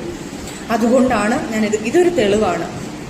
ആ ഇൻസിഡൻറ്റ് പോലും ഞങ്ങളെല്ലാവരും കൂടി ഇങ്ങനെ പാർട്ടിക്ക് ഇരിക്കുന്നു. ഇരുന്ന് ഞങ്ങളെല്ലാവരും കൂടെ രസമായിട്ട് തമാശയൊക്കെ കളിക്കുന്നു. പെണ്ണുങ്ങളെല്ലാം മറ്റേ ജ്യൂസ് കുടിക്കുന്നു, ആണുങ്ങൾ ഡ്രിങ്ക്സ് കുടിക്കുന്നു. അതിനകത്ത് ഡ്രിങ്ക്സ് കുടിക്കുന്ന ആൾക്കാർ ഡ്രിങ്ക്സ് കുടിക്കുന്നു. അങ്ങനെ കുറേ കാര്യങ്ങൾ നടക്കുന്നുണ്ട് അതിനകത്ത്. നമ്മളെല്ലാവരും കൂടെ ആർട്ടിസ്റ്റുകളെല്ലാവരും എൻജോയ് ചെയ്യുന്നൊരു ടൈം. എല്ലാവരും കൂടെ ഷൂട്ടൊക്കെ കഴിഞ്ഞ് നമ്മളുടെ എക്ടിക്സ് ഷൂട്ടൊക്കെ കഴിഞ്ഞ് നമ്മളിരിക്കുകയാണ്. ആ സമയത്ത് ഇതുപോലൊരു ഇൻസിഡൻറ്റ് ഞങ്ങളെല്ലാം ഇങ്ങനെ കട്ടിലൊക്കെ എല്ലാവരും കൂടെ മിക്സ് ഓഫ് ആയിട്ടിരിക്കുന്നു. ചിലവർ അകത്ത് കയറി സിഗരറ്റ് വലിക്കുന്നു. അതുപോലെ ചിലവർ വന്ന് ഇങ്ങനെ അങ്ങനെ ഓരോ കാര്യങ്ങളും അതിനകത്ത് ആൾക്കാർ അതിനകത്ത് വേറെ അനാവശ്യങ്ങളൊന്നും വന്നിട്ടില്ല കേട്ടോ. അതിനകത്തുണ്ടെങ്കിൽ അതിനകത്തുള്ള ആൾക്കാരെല്ലാം ഡ്രിങ്ക്സ് കുടിക്കുന്നുണ്ട്, സിഗരറ്റ് വലിക്കുന്നുണ്ട്. അല്ലാതെ അതിനകത്ത് ഒരു അനാവശ്യമില്ല. ഇനിയിപ്പോൾ ഞാൻ സിഗരറ്റ് വലിക്കുന്നു എന്ന് പറയുമ്പോൾ അത് വേറെ എന്തെങ്കിലും ആൾക്കാരെ കൂട്ടി പറയണ്ട എന്ന് പറയാൻ വേണ്ടിയിട്ടാണ്. അപ്പം പോന്നു വരുന്നു. അപ്പം ഞാൻ ഇങ്ങനെ നമ്മളെല്ലാം തമാശ പറഞ്ഞ് ഞങ്ങളെല്ലാം ചിരിച്ചുകൊണ്ടിരുന്നപ്പം ജിഷിൻ ചേട്ടൻ ഇവരൊക്കെ എന്നെ ഇങ്ങനെ നോക്കിയിട്ട് ഒരു പക്ഷേ ജിഷിൻ ചേട്ടനൊക്കെ ഇത് വെളിയിൽ വന്ന് പറയുമെന്ന് തോന്നുന്നു. ആ ഇൻസിഡൻറ്റ് എല്ലാവരും കൂടെ ഇങ്ങനെ സ്റ്റക്കായിട്ട് നോക്കാം. അപ്പം ഞാനിതെന്താ നോക്കിയിട്ട് ഞാൻ നോക്കിയിട്ട് ഞാൻ കറക്റ്റ് കണ്ണാടിയിൽ കാണും. ബാത്റൂമിൻ്റെ ഒരു സൈഡിൽ ഇവിടെ ഒരു ഈ സൈഡിലൊരു അലമാരി ഇരിപ്പുണ്ട്. അലമാരിയുടെ ഡോർ ഇങ്ങനെ ഓപ്പണായി കിടക്കുകയാണ്. ഈ സൈഡിൽ ഓപ്പണായി കിടക്കുമ്പോൾ ഇതിനകത്തുള്ള മിററിൽ നിന്ന് നേരെ നമ്മൾ ആ ബാത്റൂമിലോട്ട് റിഫ്ലക്റ്റ് ചെയ്ത് ഇങ്ങനെ കാണാൻ പറ്റും. ഇങ്ങനെ അത് എനിക്ക് അതിനോട് പറഞ്ഞാൽ മനസ്സിലാവും. ചിലപ്പോൾ നമ്മളിങ്ങനെ കാണുമ്പോൾ ആ കണ്ണാടിയിൽ കൂടെ ബാത്റൂം കാണാൻ പറ്റുന്നത്. അപ്പോൾ ഈ പുള്ളിക്കാരി ആരാന്ന് ഞാൻ പറയുന്നില്ല. അത് ആ ടീമിന് എല്ലാവർക്കും അറിയാം. ഈ പുള്ളിക്കാരിയും ഫിറോസ് ഖാനും കൂടെ അവിടെ നിന്നിട്ട് സിഗരറ്റ് വലിച്ചിട്ട് കൊടുക്കുന്നു, ഫ്രഞ്ച് അടിക്കുന്നു. ഇതാണ് ഞാൻ കാണുന്നത്. അത് ആ സമയത്താണ് ഞാൻ കണ്ടിട്ട് കുറച്ച് നേരം ഞാൻ സ്റ്റക്കായി നിൽക്കുന്നത്. എന്താ ഇവരെല്ലാവരും എന്നെ നോക്കുന്നു. ഒരു നിമിഷം ഞാൻ ബ്ലാങ്കായിട്ട് പെട്ടെന്ന് ചാടിപ്പോയി. ഞാൻ അവിടെ പ്രശ്നം ഉണ്ടാക്കുന്നു. അവിടെ കിടന്ന് ഭയങ്കര കരച്ചിലും ബഹളവും ഓരോ കാര്യങ്ങളും ഞാൻ അവിടെ ഉണ്ടാക്കി. ഞാൻ അവിടെ നിന്ന് ഇറങ്ങി അടിച്ച് കുടിച്ച് കിടന്നു. അതായത് കെട്ടിപ്പിടിച്ച് ഫ്രഞ്ച് അടിച്ചുകൊണ്ടിരിക്കും അവർ. ഇതെല്ലാം ചെയ്തിട്ടും അവിടുന്ന് ഞാൻ ഇറങ്ങി ലാസ്റ്റ് മൃദുല എൻ്റെ കൂടെ വർക്ക് ചെയ്ത അമ്മുൻ്റെ കൂടെയാണ് ഞാൻ ചാർജ് വരുന്നത്. അപ്പം അങ്ങനൊരു ഇൻസിഡൻറ്റും അവിടെ ഉണ്ടായിട്ടുണ്ടായിരുന്നു. അപ്പോൾ എനിക്കൊന്ന് മൃദുലയുടെ റൂമിലാണ് ഞാൻ കരഞ്ഞു പിടിച്ച് ഞാൻ പോയി കിടന്നതും രാവിലെ വീണ്ടും ഇതുപോലെ കാല് പിടിച്ച് മാപ്പ് പറയലും കാര്യങ്ങളും ഒക്കെ പറയുന്നു, അത് പറ്റിപ്പോയതാണെന്ന് പറയുന്നു. അങ്ങനെ ഒത്തിരി ഇത് തുടക്കകാലത്ത് ഇങ്ങനെ കുറേ കാര്യങ്ങൾ ഇൻസിഡൻറ്റ് ഉണ്ടായി. എനിക്കൊന്ന് മേ ബി ആ ഇയർ നോക്കുമ്പോൾ അറിയാം. സൂര്യജോടിയൊക്കെ എനിക്ക് തോന്നുന്നൊരു 7-8 വർഷം മുന്നേ, 8-7 വർഷം അത്രയായിട്ടേ ഉള്ളൂ. ആ സമയത്താണ് ഈ പറഞ്ഞ ഇൻസിഡൻറ്റ് ഉണ്ടായത്. ഇതിന് തെളിവിന് ജിഷിൻ ചേട്ടനെയോ എനിക്ക് തോന്നുന്നു ഇവരൊക്കെ ഒത്തിരി പേരുണ്ടായിരുന്നു. നമ്മളുടെ ആരൊക്കെ, പ്രമോദേട്ടൻ, ഇവരൊക്കെ പറയുമെന്ന് എനിക്കറിഞ്ഞൂടെ. ഫിറോസിനെ പേടിച്ചിട്ട് പറയുമെന്ന് എനിക്കറിയത്തില്ല ആ ഇൻസിഡൻറ്റ്. അതിനുശേഷം വീണ്ടും അപ്പോൾ ആ സമയത്ത് ഇതുപോലെ എനിക്ക് തോന്നുന്നു ബിഗ് ബോസിൽ വന്ന ആ സമയത്ത് ലൈവിനകത്ത് കുറേ ഉണ്ട് വീഡിയോ. അതും ആരെങ്കിലുമൊക്കെ എടുത്ത് ഇത്രയും ക്ലിപ്പുകൾ എടുത്തിരുന്നുകൊണ്ട് അതും കൂടെ കൊടുത്ത് ഇടുകയാണെന്നെങ്കിൽ കുറച്ച് ഉപകാരമായിരുന്നേനെ. അന്നും ഇതുപോലെ മോഹങ്ങളെല്ലാം പാടുകളൊക്കെ വരുത്തി വയ്യാണ്ടായിട്ടാണ് ഞാൻ ബിഗ് ബോസിൻ്റെ അതിൽ വന്ന് ആ ലൈവിൽ വരുന്നതും. അപ്പോൾ എല്ലാവരും ലൈവിൽ തന്നെ ചോദിക്കുന്നുണ്ട് ഫിറോസ് അടിച്ചതാണോ എന്താണെന്നൊക്കെ ചോദിക്കുന്നുണ്ട്. അപ്പം ഞാൻ എല്ലാം സ്റ്റെപ്പിൽ നിന്ന് മറിഞ്ഞ് വീണതാന്നൊക്കെ പറയുന്നു. അങ്ങനെയും പ്രശ്നങ്ങൾ രൂക്ഷമാക്കിക്കൊണ്ടിരിക്കുക. കാരണം എനിക്ക് അതിനകത്ത് മെയിൻ രൂക്ഷമാകാൻ കാരണം ഞാനിത് വേണ്ട എന്ന് പൂർണ്ണമായിട്ട് വെക്കാൻ കാരണം ബിഗ് ബോസിൽ നിന്ന് വരുന്ന സമയത്ത് നമുക്കൊക്കെ അറിയാം, ബിഗ് ബോസിൽ പോയ ആൾക്കാർക്കറിയാം, നമ്മളൊരു 3 ആഴ്ചത്തെ പേയ്മെൻറ്റ് ആദ്യമേ നമ്മൾ അക്കൗണ്ടിൽ വീഴും. അപ്പം ഞാൻ എൻ്റെ അക്കൗണ്ട് എടുത്ത് എൻ്റെ ഉമ്മയുടെ കൈ കൊടുത്തിട്ടാണ് പോയത്. കാരണം ചിലവിന് എന്തെങ്കിലും കൊടുക്കട്ടെ. ആ സമയത്ത് ഞാൻ കുറച്ച് സ്ട്രോങ് ആയി വന്നു. ഞാൻ കുറച്ച് എൻ്റെ ഉമ്മയുടെ പിള്ളേർക്ക് ചിലവിന് കൊടുക്കാൻ വേണ്ടി കൊടുക്കും കാര്യങ്ങളെല്ലാം ചെയ്യുന്നുണ്ട്. അങ്ങനെ ഞാൻ എൻ്റെ ATM എടുത്ത് ഉമ്മയുടെ കൊടുത്തിട്ടാണ് പോകുന്നത്. എന്തെങ്കിലും ആവശ്യമുണ്ടെങ്കിൽ വീട്ടിൽ കാര്യങ്ങൾ എന്തെങ്കിലും ഉണ്ടെങ്കിൽ ചെയ്യണേ, എന്തെങ്കിലുമൊക്കെ ഉണ്ടെങ്കിൽ ഇതിനകത്തുനിന്ന് പൈസ വരുമ്പോൾ നിങ്ങൾ എടുക്കുമെന്ന് പറഞ്ഞുകൊണ്ട് ഞാൻ കൊടുത്തു. ഞാൻ പറഞ്ഞുകൊണ്ട് അത്യാവശ്യം എല്ലാ കാര്യങ്ങളും ചെയ്യണം. കാരണം 2 കുഞ്ഞുങ്ങൾ അവിടെ നിൽക്കുന്നത്. ഇപ്പോൾ ഒരു കുഞ്ഞ് മാത്രമല്ല 2 കുഞ്ഞുങ്ങളും അവിടെ നിൽക്കുന്നത് എന്ന് പറഞ്ഞ് ഞാൻ കൊടുത്തിട്ട് പോയ സാധനം തിരിച്ച് വന്നപ്പോൾ ഒരു 10,000, 20,000, 25,000, 30,000 എന്നാണ്ട് കറക്റ്റ് 30,000 രൂപയ്ക്കകത്ത് എന്നാണ്ട് ഈ അക്കൗണ്ടിൽ നിന്ന് പൈസ പോയിട്ടുണ്ട്. അത് തക്കതായ കറക്റ്റ് തെളിവ് എൻ്റെ വീട്ടുകാർ പറയുന്നുണ്ട്. ബിഗ് ബോസിൽ നിന്ന സമയത്ത് ഞങ്ങൾക്ക് ഡ്രസ്സ് അയച്ചു തരണമെന്ന് പറഞ്ഞു. ഇവർക്ക് ആ സമയത്ത് കൊളാബും കാര്യങ്ങളോ അങ്ങനെ ഒന്നും അറിയത്തില്ല, എവിടെ നിന്ന് എടുക്കണമെന്ന് അറിയത്തില്ല, എന്ത് ചെയ്യണമെന്ന് പറഞ്ഞുകൂടെ. പെട്ടെന്ന് ഒരു ഡ്രസ്സ് ഞങ്ങൾ കൊണ്ടുപോയതിൽ ഞങ്ങൾക്ക് ഇന്ന ഫംഗ്ഷൻ ഇടണമെന്ന് പറഞ്ഞപ്പോൾ ഇവർ തന്നെ ഏതൊക്കെയോ കടയിൽ നിന്ന് പോയി സാധനങ്ങൾ മേടിച്ചു. കാരണം അവിടെ നിൽക്കുകയല്ലേ, പൈസ കൊടുക്കുന്നതും ഇതിനകത്ത് മെസ്സേജ്. ഞാൻ പറഞ്ഞു എന്ത് ആവശ്യമുണ്ടെങ്കിലും ഇതിനകത്ത് എടുത്തോളം പറഞ്ഞു. അപ്പോൾ എൻ്റെ അക്കൗണ്ടിൽ നിന്ന് ഒരു 30,000 രൂപ ചിലവിനായിട്ട് ഒരു 10,000-15 രൂപ പോയിട്ടുണ്ട്. ഡ്രസ്സിനും കുറച്ച് പൈസ ഇളത്തിട്ടുണ്ട്. അതും പറഞ്ഞ് ഫിറോസ് അങ്ങ് ടോർച്ചറിങ് തുടങ്ങി. നിൻ്റെ വീട്ടുകാരെടുത്ത് നശിപ്പിച്ചു, നിൻ്റെ വീട്ടുകാർക്ക് നിൻ്റെ മൂക്ക് മറ്റേത് മറിച്ചതെന്ന് പറഞ്ഞ് എനിക്ക് ടോർച്ചറിങ് തരാൻ തുടങ്ങി. എന്നിട്ടും ഞാനിതെല്ലാം കഴിഞ്ഞ് ഞാൻ ഈ പൈസയൊക്കെ കൊടുത്തു. ഈ സമയത്ത് നമുക്ക് മെൻ്റലി കുറച്ച് ഞങ്ങൾ ഭയങ്കര പ്രശ്നമാണ്. ഞങ്ങൾ തമ്മിൽ പിരിഞ്ഞു നിൽക്കുന്നു. പോട്ടെ, ഞാൻ ഓർത്ത് കുഞ്ഞിന് വേണ്ടി പിന്നെയും സഹിക്കാം. പ്രോഗ്രാം വരുന്നു, ഞാൻ സീരിയലിൽ ചേർന്നു. സീരിയലിൽ കയറുമ്പോൾ എൻ്റെ കൂടെ വർക്ക് ചെയ്യുന്ന ആൾക്കാർ സീരിയലിൽ തന്നെ ഇപ്പം സീരിയലിൽ എൻ്റെ കൂടെ നിൽക്കുന്ന ടീമിനെല്ലാം മനസ്സിലാവും.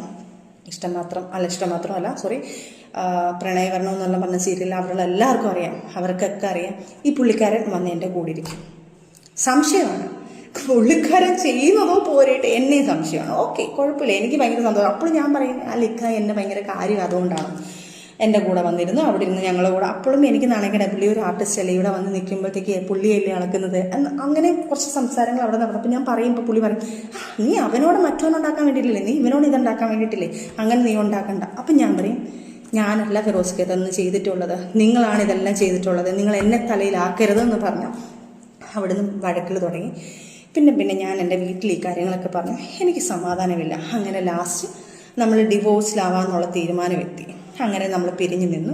ഇതിൻ്റെ ഇടയ്ക്ക് ഞാൻ ഇവനെ പിരിഞ്ഞ് ഞങ്ങൾ മാറി നിന്ന സമയത്ത് എൻ്റെ കൂടെ വർക്ക് ചെയ്യുന്ന ക്രൂവിനെ വിളിച്ചിട്ട് ഇവൻ പറയുന്നു, നീ അവനോട് പച്ചയ്ക്ക് പറയാൻ പറ്റാത്ത വാക്കുകൾ അവനെക്കുറിച്ച് പറഞ്ഞിട്ടുള്ളത്, നീ അവൻ്റെ കൂടെ കിടക്കുകയല്ലേടി, അവർ വിളിച്ചിട്ട് പല ആൾക്കാരും എന്നെ വിളിച്ചിട്ട് എനിക്ക് പല വർക്കുകൾ പോലും പോയിട്ടുണ്ട്. കാരണം ഇതെനിക്ക് പുറത്ത് പറയാൻ പറ്റാതെ, കാരണം പറഞ്ഞു കഴിഞ്ഞാൽ അവരും പേടിച്ചിട്ട് ആൾക്കാർ എന്തെങ്കിലുമൊക്കെ വിചാരിച്ച് ലാസ്റ്റ് എനിക്ക് വർക്ക് തന്നില്ല എന്ന് പറഞ്ഞാൽ ഞാനിത് ആർക്കും പറയത്തില്ല. അവർ വിളിച്ചിട്ട് എൻ്റെ സജിന ഞങ്ങൾക്കൊക്കെ ഒരു ഫാമിലി ഉള്ളതാണ്, അവൻ വിളിച്ചിട്ട് നിൻ്റെ കൂടെ അങ്ങനെ എങ്ങനെയാണെന്നൊക്കെ പറഞ്ഞ് ഞങ്ങളത് പറയുന്നത്, ദയവ് ചെയ്ത് നിങ്ങളില്ലെങ്കിൽ വേറെ വർക്ക് കിട്ടും എന്ന് പറഞ്ഞിട്ട് അവർ പല വർക്കുകൾ പല സീരിയൽസ് ആവട്ടെ സിനിമ ആവട്ടെ എല്ലാ കാര്യങ്ങളും ആൾക്കാരെ പറഞ്ഞ് എൻ്റെ ഫ്രണ്ട്സിനെ വിളിച്ചിട്ട് സംശയം ഞാൻ ആരെയും കൂടെ പോയി കഴിഞ്ഞാൽ ഇയാൾ വേണ്ടാന്ന് വെച്ച് നമ്മൾ പിരിഞ്ഞ ആൾക്കാരാണ്.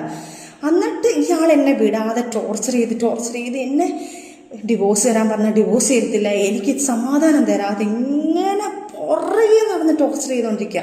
എൻ്റെ ഫ്രണ്ട്സിനെ വിളിച്ചിട്ട് പറയുന്നത്, നീ അവളോട് കിടക്കുന്ന നേരത്തൊക്കെ പറയുന്നത് എല്ലാവരും പറയുന്നത്, നീ അവളോട് കടന്നില്ലേ. അതായത് ഒരു പെണ്ണ് കേൾക്കാൻ പറ്റുന്ന അപ്പുറം എൻ്റെ വീട്ടുകാരെ വിളിച്ച് ഷൗട്ട് ചെയ്തു, അവരുടെ വീട്ടുകാരത്ത് പറയുന്നു, അവരെ വീട്ടുകാർ വിളിച്ച് പറയുന്നു, ആ കൊച്ചിനെ എന്ത് ജീവിക്കാൻ സമ്മതിക്കും, അവരുടെ വീട്ടുകാർ സഹിതം പറയുന്നു. അവരുടെ വീട്ടുകാരൊക്കെ ഇപ്പോഴും എൻ്റെ കൂടെ നല്ല രീതിയിൽ സഹകരിക്കുന്ന ആൾക്കാരാണ്. ഇതെല്ലാം സഹിച്ച് ഇതെല്ലാം ഞാൻ കഴിഞ്ഞതിന് ശേഷം എൻ്റെ ലൈഫിൽ ഞാൻ സഖി കെട്ടിട്ടാണ് ഞാൻ വീഡിയോ ചെയ്യാൻ വേണ്ടി പോകുന്നത്. നിങ്ങളുടെ ഇനിയുള്ളൊരു ചോദ്യം ഞാൻ ചോദിക്കാം. എൻ്റെ കയ്യിലാണ് ഒരു തെറ്റെങ്കിൽ 5 വർഷമായി ഞങ്ങൾ പിരിഞ്ഞ് ജീവിക്കാം. ബിഗ് ബോസിന് ശേഷം ഒരു 6-7 മാസം കഴിഞ്ഞപ്പോൾ തന്നെ ഞങ്ങൾ പിരിഞ്ഞ് ജീവിക്കാൻ തുടങ്ങിയ ആൾക്കാരാണ്. ഞാനൊരു വിൻഡോവിനകത്ത് വന്ന് പറഞ്ഞു, ഒരു ഇയറിനെ കുറിച്ച് പറഞ്ഞിട്ടുണ്ടായിരുന്നു, പറഞ്ഞു എന്തോ ഞങ്ങൾ പിരിഞ്ഞിട്ടുണ്ടായിരുന്നു എന്നുള്ളത്. അത് 2.5 വർഷം കഴിഞ്ഞിട്ടേ ഉള്ളൂ, 2.25 വർഷമായിട്ടേ ഉള്ളൂ അത് ആ വീഡിയോ വന്നിട്ട്. അതിനകത്ത് ഞാൻ വ്യക്തമായിട്ട് പറയുന്നുണ്ട്, ആ വീഡിയോ ക്ലിപ്പും കൂടെ നിങ്ങൾ ദയവ് ചെയ്ത് ഇടണം. ഞങ്ങൾ കുറേ നാളുകളായിട്ട് ഞങ്ങൾ പിരിഞ്ഞ് ജീവിക്കുകയാണ്. ഞങ്ങളിപ്പം അത് പക്ഷേ പൂച്ചം സംസാരിക്കാൻ തുടങ്ങി, ആൾക്കാർ പറയാൻ തുടങ്ങി ഞങ്ങൾ ഡിവോഴ്സ് ആണെന്ന് പറയാൻ തുടങ്ങി. അത് വേറൊരു രീതിയിലോട്ട് ആവാതിരിക്കാൻ വേണ്ടി ഞാനിപ്പം മീഡിയയിൽ വന്ന് പറഞ്ഞു. ഞാനാണ് ആദ്യമായിട്ടൊരു മീഡിയയിൽ വന്ന് സംസാരിക്കുന്നത്. ഈ പറയുന്ന തെറ്റ് എൻ്റെ കയ്യിലാണെങ്കിൽ ഒരു കോമൺ സെൻസ് നിങ്ങൾ ചിന്തിച്ചാൽ മതി. ആ സമയത്ത് ഈ പറയുന്ന ആൾ എൻ്റെ കൂടെ ഉണ്ടെങ്കിൽ, ഞാൻ അതിന് വേണ്ടിയിട്ടാണ് ഈ വീഡിയോ ചെയ്യുന്നുണ്ടെങ്കിൽ, തൊട്ടുപുറകെ ഇയാൾക്ക് അറിയാവുന്ന കാര്യമല്ലേ, ഇയാൾ വെച്ചേക്കുമോ, ഇയാൾ ഇതെല്ലാം വന്ന് വിളിച്ച് പറയത്തില്ല ഇയാൾ. എനിക്ക് അങ്ങനൊരു സാധനം ആ പുള്ളി എനിക്കിനി തെളിയിക്കാൻ എനിക്ക് ആകെപ്പാടെ എൻ്റെ ഒരു കൂട്ടുകാരിയുടെ മെസ്സേജുകൾ മാത്രമേ ഉള്ളൂ. ഞാനും പുള്ളിയായിട്ട് നമ്മളിപ്പോൾ പൊങ്ങച്ചത്തോടെ പറയും, ഈ പുള്ളിക്കാരനെ ഇത്ര വർഷമായിട്ട് എനിക്ക് പരിചയമാണ്, ഇത്ര വർഷമാണ്, അങ്ങനെ പറഞ്ഞ് പോയിട്ടുണ്ടായിരിക്കും. ഞാൻ 4 വർഷമോ 5 വർഷമോ 10 വർഷമോ എന്നൊക്കെ ഞാൻ പറഞ്ഞിട്ടുണ്ടായിരിക്കാം. 10 വർഷമൊന്നും ഞാൻ പറഞ്ഞിട്ടില്ല. ഇനിയിപ്പോൾ അത് പിടിച്ചുകൊണ്ട് ആൾക്കാരുടെ അടുത്ത് പറയല്ലേ ദേവിയത്. ഇതിനകത്ത് പറയുമ്പോൾ പേടിയാണ് സത്യം പറഞ്ഞാൽ. 4 വർഷത്തെ പരിചയം എന്ന് പറഞ്ഞു കാണുമായിരിക്കും. ആ സാധനം ഞാൻ തെളിവ് കാണിക്കാം. ഒറ്റ എന്നൊരു മൂവി സമയത്ത് ഞാൻ ഈ പറഞ്ഞ പുള്ളിയെ ഞാൻ പരിചയപ്പെടുന്നു. ആ സമയത്ത് അതിനകത്ത് ആ സിനിമയിൽ എൻ്റെ ഒരു കൂട്ടുകാരി പാടിയിട്ടുണ്ടായിരുന്നു. ആ പുള്ളിക്കാരിയുടെ ഒരു ഇതിനകത്ത് ഞാൻ കൂടെ പോയ സമയത്ത് ആ സമയത്ത് പുള്ളിക്കാരനെ ഒന്ന് കണ്ടിരുന്നു. ഞാൻ സാറെന്ന് പറഞ്ഞു ഞാൻ നിന്നിട്ടുണ്ട്. അവിടെ ഞങ്ങൾ 2 പേരും കൂടെ നിന്ന് പുള്ളിക്കാരി പാട്ട് പറഞ്ഞു. ഞാൻ മിണ്ടിയിട്ട് പോലുമില്ല പുള്ളിക്കാരനടുത്ത്. അവിടെ നിന്ന് ഇറങ്ങിയപ്പം എന്നെ ആ ഒരു ക്യാരക്ടറിന്, അതായത് ലാസ്റ്റ് സ്കെഡ്യൂൾ ഒരു ആ സിനിമ കാണുന്നവർക്കറിയാം, അവസാന സ്ക്രീനിൽ ഞാനൊരു ഹെയർ ഹോസ്റ്റസ് ആയിട്ട് നമ്മൾ വന്നിട്ടുണ്ട്. അപ്പം ആ ഒരു അതായത് ഇൻഡിഗോടെ അല്ല, ഹെയർ ഇന്ത്യയോ ഹെയർ എക്സ്പ്രസ്സോ അതിൻ്റെ എന്നാണ്ടൊരു എയർ ഹോസ്റ്റസ് ആയിട്ട് ചെയ്യാനായിരുന്നു. അപ്പം അതിന് വേണ്ടിയിട്ട് എന്നെ വിളിച്ചപ്പം എന്നെ വിളിക്കുന്നത് കോൺടാക്ട് ചെയ്യുന്നത് അവൾക്ക് മെസ്സേജായിട്ട്, അവളുടെ കയ്യിൽ ആ സ്ക്രീൻഷോട്ട് ഉണ്ട്. അത് ഞാൻ നിങ്ങൾക്ക്, അവൾ നാട്ടിൽ വരട്ടെ, നാട്ടിൽ വന്ന ഉടനെ അതിൻ്റെ സ്ക്രീൻഷോട്ടും ഡേറ്റും എല്ലാം ഞാൻ കാണിച്ചു തരാം, ആ ഇയർ കാണിച്ചു തരാം. അന്നേരം പുള്ളി ചോദിക്കുന്നു, ആ കൂടെ വന്ന കുട്ടിക്ക് അഭിനയിക്കാൻ താല്പര്യമുണ്ടോ, ഇങ്ങനെ ഉണ്ടെങ്കിൽ ഈ ഒരു ക്യാരക്ടർ ചെയ്യാൻ താല്പര്യമുണ്ടെന്ന് പറയുന്നു. എൻ്റെ നമ്പർ കൊടുക്കുമെന്ന് ചോദിക്കുന്നു. അപ്പം ഞാൻ പറയും, എടി നീ കൊടുത്ത് അയച്ചേക്ക്, നീ അയക്കും. ഞാൻ അങ്ങനെയാണ്, കാരണം ഇതിൻ്റെ സമയത്ത് ഞാൻ ഡിപ്രഷൻ അടിച്ച് കുറേ പ്രശ്നങ്ങളിൽ നിൽക്കുകയാണ് ഞാൻ. അപ്പം ഞാൻ നീ കൊടുത്തേക്കെന്ന് പറയുന്നു. അവളാണ് ഈ നമ്പർ കൊടുക്കുന്നതും. ആ സിനിമയുടെ സമയത്താണ് ഞാൻ പുള്ളിയെടുത്തൊന്ന് സാറിന് വിളിച്ച് സംസാരിക്കുന്നത്. അതിനുശേഷം ലൈഫിലുണ്ടായ പ്രശ്നങ്ങളോട് നല്ല ഫ്രണ്ട്ഷിപ്പായി. ആ സാധനമാണ് ഈ 4 വർഷം മുന്നേ 10 വർഷം മുന്നേ ഞാൻ എൻ്റെ ജീവിതം തകരാൻ ഈ പുള്ളി കാരണമാണെന്നുള്ള സാധനം സ്ക്രിപ്റ്റോട് ഉണ്ടാക്കിയത്. എനിക്ക് വയ്യ, ദയവ് ചെയ്ത് ഈ പ്രശ്നങ്ങളും കൂടെ ആ മനുഷ്യൻ, നമ്മളൊരു ഹെൽപ്പ് ചെയ്യുന്ന ഒരു മനുഷ്യൻ, നമ്മൾ ഒരു ബാക്ക് ബോണായിട്ട് നിൽക്കുന്ന ഒരാളിനെ വലിച്ച് കീറി കൊന്ന് ഇത്രയും ഒരു നികിഷ്ടമാക്കി വെച്ചത്, പ്ലീസ് അങ്ങനെയുള്ള കാര്യങ്ങൾ പറയരുത്. ശരിയാ, എൻ്റെ കയ്യിൽ നിന്ന് കുറേ തെറ്റുകൾ പറ്റിയിട്ടുണ്ട്. ഞാൻ തെറ്റ് പറ്റിയിട്ടില്ലെന്ന് പറയുന്നില്ല. ഞാനും ഒരു വീഡിയോ ഒക്കെ ഇട്ട് നമ്മൾ കുറച്ച് സാധനങ്ങളൊക്കെ ഇട്ടതിൽ അതിനാണ് ഇത് വിവാദമായെന്ന് പറയുന്നു. പക്ഷേ അതിനു മുന്നേ എന്നെ ഇതിങ്ങനെ ഇയാൾ പീഡിപ്പിക്കാൻ തുടങ്ങിയിട്ടുണ്ടല്ലോ. ഈ പീഡനം കുറേ നാൾ കൊണ്ടുണ്ട്, കുറേ നാൾ കൊണ്ടുണ്ട്. ഓക്കെ, അറ്റ് പ്രസൻറ്റ് ഞാൻ ഇത്രയും സാധനം ചുരുക്കി ഞാനൊരു കംപ്ലൈൻ്റ് ആക്കി.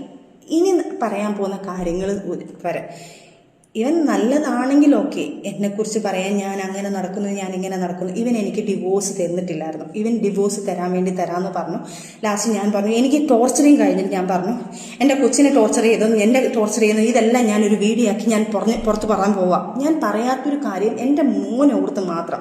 ഇത് കുഞ്ഞുങ്ങൾക്ക് ഭയങ്കര ബാധിക്കും, ഈ കുഞ്ഞുങ്ങൾക്ക് ബാധിക്കും എന്ന് പറഞ്ഞുകൊണ്ടാണ് ഞാൻ ഇത്രയും നാൾ അയാൾക്കും, കാരണം ഞാൻ പറയാൻ ഇയാളെക്കുറിച്ചുള്ള കുറ്റങ്ങൾ ഞാൻ വെളിയിൽ വന്ന് പറയാത്തത്, ഞങ്ങൾ ഈ പിരിഞ്ഞു എന്നുള്ളത് പറയാതെ കാരണം, ഞങ്ങൾ ഇന്ന കാരണമാണെന്ന് ഞാൻ പറയാത്തൊരു കാരണം, അവനും അവൻ്റെ പപ്പായ നാളെ സ്കൂളിൽ വരുമ്പം അവൻ്റെ പപ്പ കാണാൻ വരുന്നു. അവനോട് ഞാനൊന്നും പറഞ്ഞിട്ടില്ല, എൻ്റെ കുഞ്ഞിനെ പപ്പ എന്ന് പറഞ്ഞ ജീവന.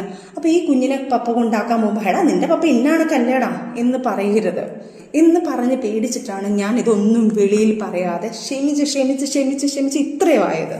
പക്ഷേ അപ്പോഴും ഞാൻ അവൻ്റെ പപ്പ നല്ലതാണെന്ന് അറിയിപ്പിക്കാൻ വേണ്ടി ഞങ്ങൾ മ്യൂച്വലായിട്ട് എടുത്ത തീരുമാനമാണെന്ന് പറഞ്ഞ് ഞാൻ അതിന് സോൾവ് ചെയ്യുന്നു. കാരണം പുള്ളിക്കാരന് പറഞ്ഞേ പറ്റത്തുള്ളൂ വന്ന് ചാനലിൽ. പുള്ളിക്കാരൻ എന്തെങ്കിലും മിണ്ടിക്കാൻ ഞാൻ ഈ കാര്യങ്ങളൊക്കെ എടുത്തു കൊടുക്കും. പുള്ളിക്കാരൻ അറിയാം, അല്ലാതെ സ്നേഹം കൊണ്ടോ പേടിച്ചിട്ടോ ഒന്നും, അല്ലാതെ ഇതുകൊണ്ടൊന്നും ബഹുമാനം കൊണ്ടൊന്നും അല്ല പുള്ളിക്കാരൻ അത് പറഞ്ഞത്. പുള്ളിക്കാരൻ എന്തെങ്കിലും പറഞ്ഞാൽ ഞാൻ ഇതെല്ലാം എടുത്ത് വെളിയിലിടുന്നു, പുള്ളിക്കാരൻ അറിയാം. അപ്പോൾ ഈ കാര്യങ്ങളൊക്കെ വന്നു, ഈ സാധനങ്ങൾ. അതുകൊണ്ടാണ് ഞാൻ ആ സമയത്ത് ഇതൊന്നും പറയാഞ്ഞത്. എന്നിട്ടും ഞാൻ സഹിച്ച് ഞാൻ എല്ലാം പോട്ടെ എന്ന് പറഞ്ഞ് പ്രശ്നങ്ങളെല്ലാം പോട്ടെ എന്ന് പറഞ്ഞ് നിന്നു.